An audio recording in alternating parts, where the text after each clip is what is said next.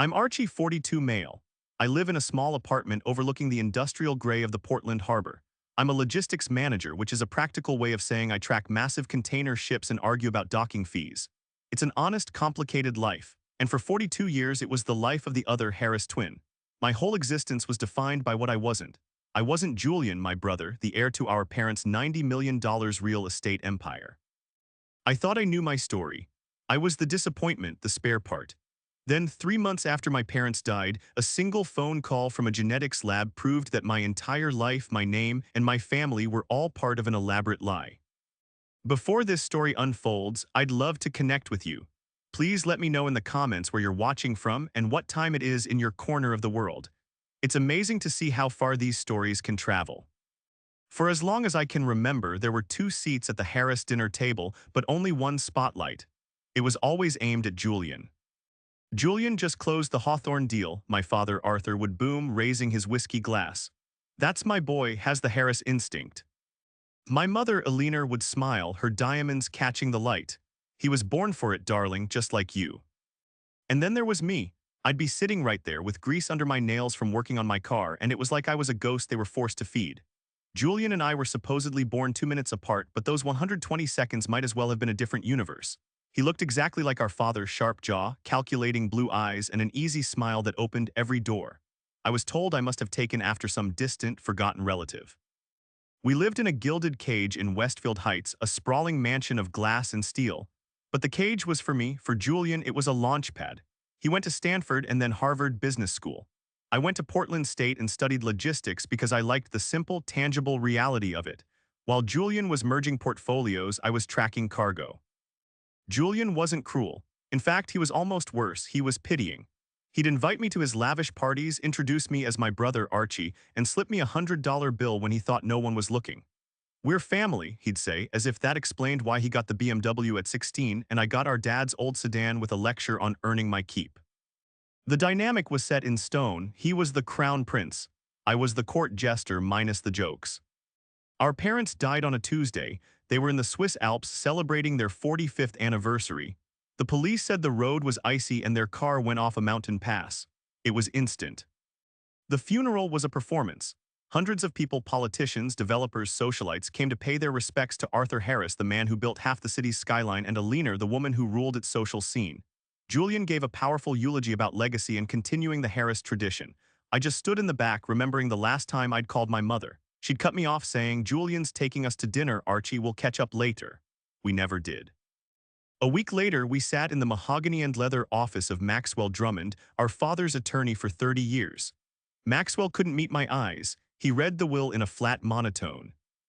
The entirety of the estate, he read, valued at $90 million, including all real estate holdings, investment portfolios, and personal property, I bequeath to my son, Julian Chase Harris. The silence in the room was so thick I could barely breathe. Julian shifted. His wife, Margaret, examined her manicure. "Maxwell," Julian finally said, his voice tight, "there must be something for Archie." Maxwell cleared his throat.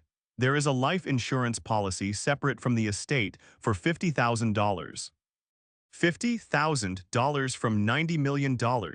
It wasn't an oversight, it was a statement. It was the final, legally binding confirmation of what I'd known my whole life. I was worthless to them. As we left, Julian put a hand on my shoulder. "Don't worry, Archie, I'll take care of you." Then he said the words we both knew were true. They just always loved me more. 3 months went by. Taking care of me meant that $50,000 check arrived in the mail with a note. I wasn't angry about the money. I was wounded by what it meant. I went back to work. Tracking shipments from Shanghai and reviewing fuel costs felt real. It grounded me. The grief I felt wasn't for my parents, but for the family I'd never really had. Then came the phone call that split my life in two. It was a Thursday morning. My phone buzzed with an unknown number from Vermont. "Am I speaking with Mr. Archie Harris?" The woman's voice was professional but nervous. "Oh, this is he." "Mr. Harris, my name is Dr. Elena Soto. I'm a senior geneticist at Helix Genetic Archives. We are calling you about a DNA sample you provided in 1989. I almost hung up, assuming it was a scam. "I think you have the wrong person. I've never given a DNA sample. Our records show your parents." Arthur and Alina Harris submitted samples for both you and your brother as part of a childhood genetic study, she explained. We've been digitizing our archives.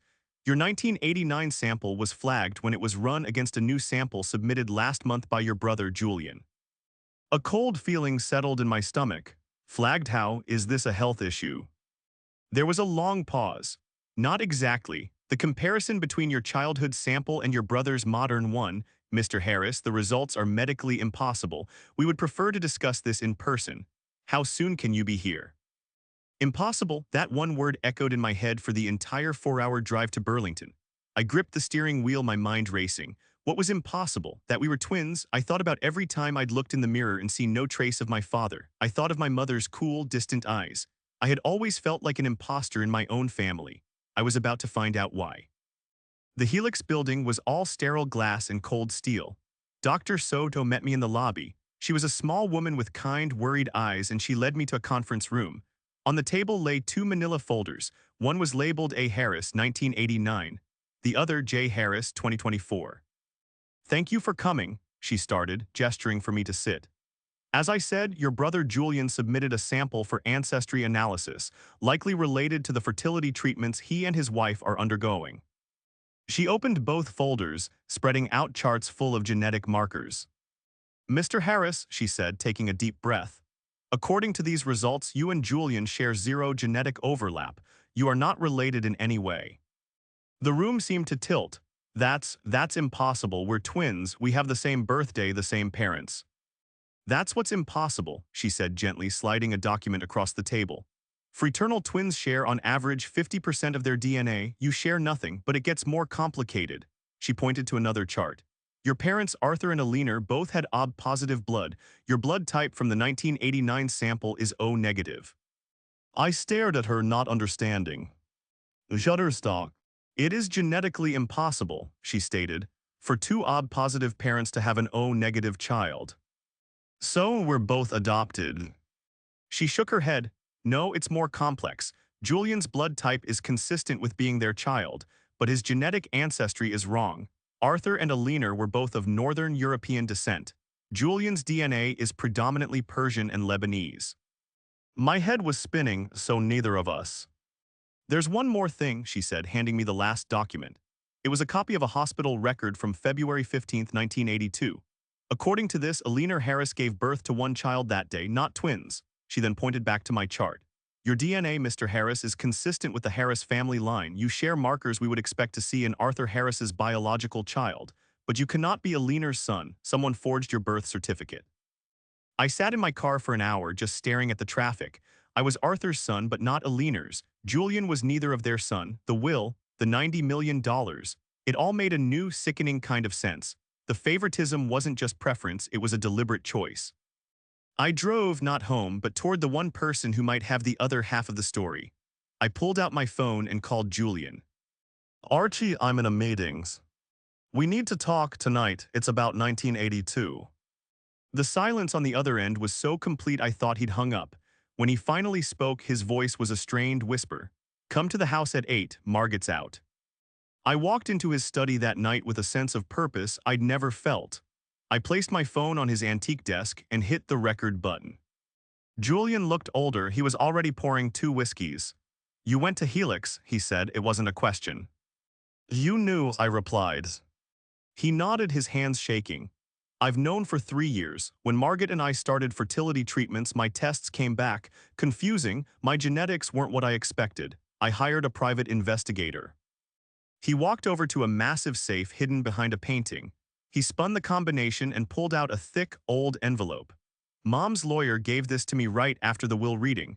She left instructions for me to read it only after they were both gone.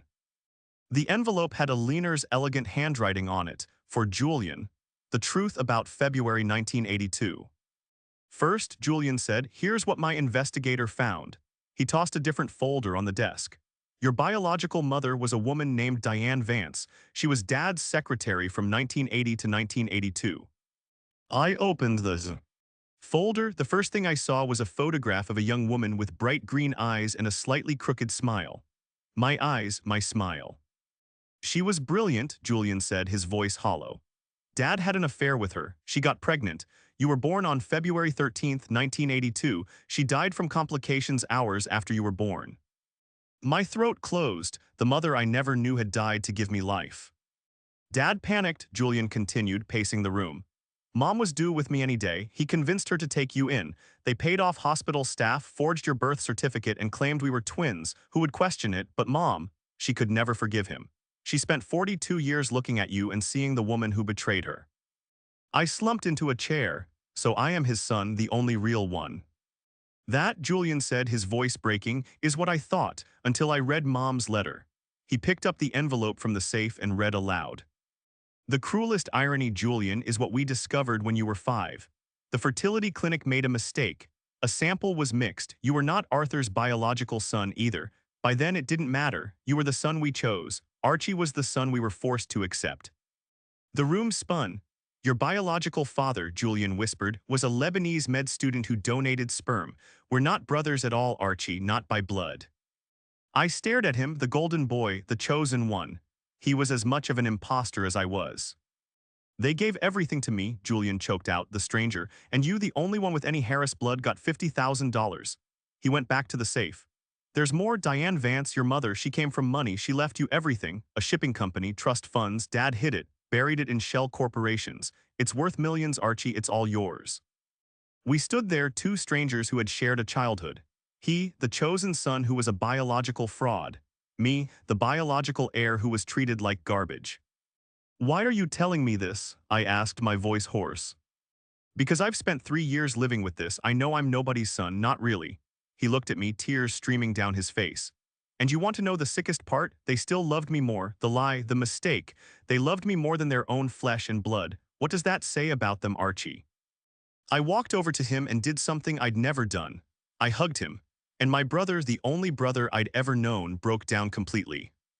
It took months. Lawyers untangled the mess our father had made of my mother's inheritance.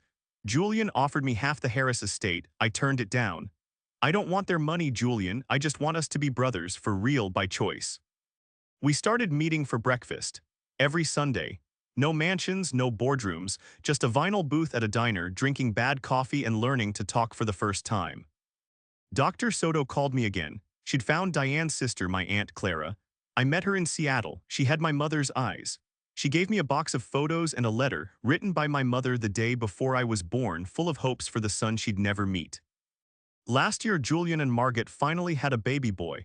They asked me to be the godfather. You're the only real family this kid has, Archie, Julian said, handing me the baby. I looked at my nephew, who wasn't my nephew, and my brother, who wasn't my brother, and I finally understood. Our parents thought family was about blood and legacy and choice, but they got it all wrong. Love isn't written in DNA, it's written in the choices we make every day, the choice to show up, the choice to forgive, the choice to build something real from the ruins of a lie.